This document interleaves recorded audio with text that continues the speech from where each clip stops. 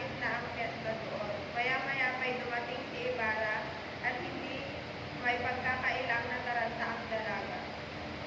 Pumasok sa silid si Maria Clara at tinulungan naman ni Tia Isabel na mag-ayos ng sarili. Lumabas ito at nagkita ang dalawa sa bulwagan. Kapwa nagkaroon ng kasiyahan sa mga mata ng dalaga nang masilayan ang isa't isa. Upang makapagsarili, sila ay nagpunta sa azotea. Doon ay masinsinang napag-usapan tungkol sa kanilang mga nararamdaman at kanilang sinumpaan sa isa't isa. Binalikan ang mga alaala at kanilang kapustahan.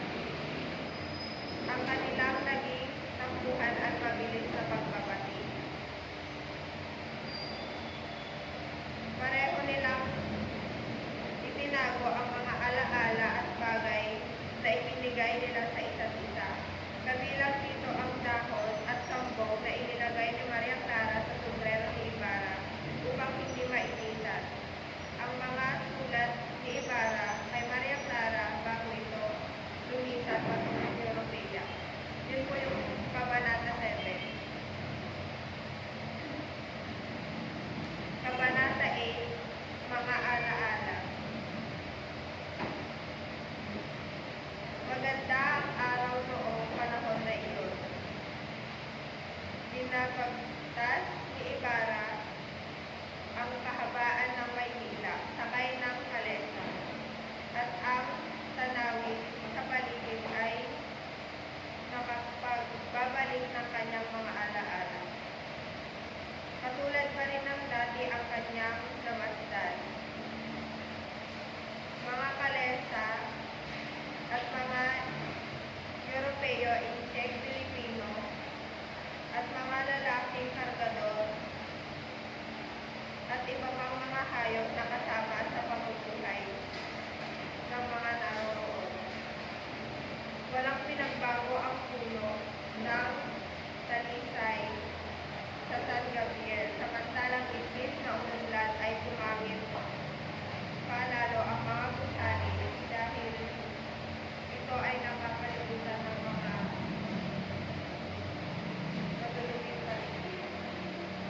Dahil dito, sumagi sa isipan ni Ibarra ang sinabi ng kanyang guro. Una, ang karunungan ay natatapos kapag hinangad ng puso. Pangalawa, ang katarungan ay dapat linangin at isalin sa susunod na henerasyon. Pangatlo, dapat lamang na magkaroon ng pakinabangan kung ang mga Kastila ay nananatili dito upang kuhanin ang yaman ng bansa. Marapat lamang na ibigay naman ng bansang dayuhan ang karunungan at edukasyon. Kabanata 9, mga suliranin tungkol sa bayan.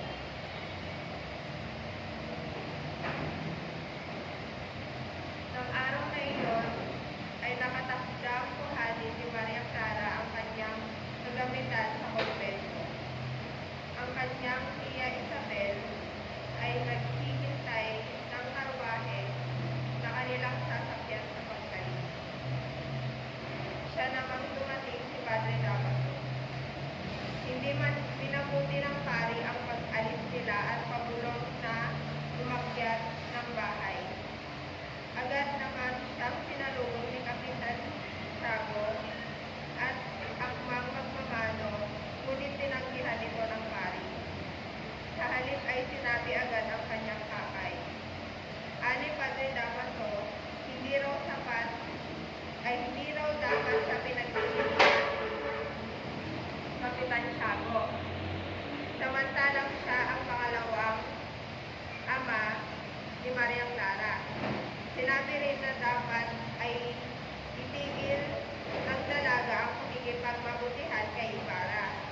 Dagdag ng pari, hindi daw dapat maghangad ng kabutihan ang kapital para sa kanyang mga kaaway. kapitan naman ay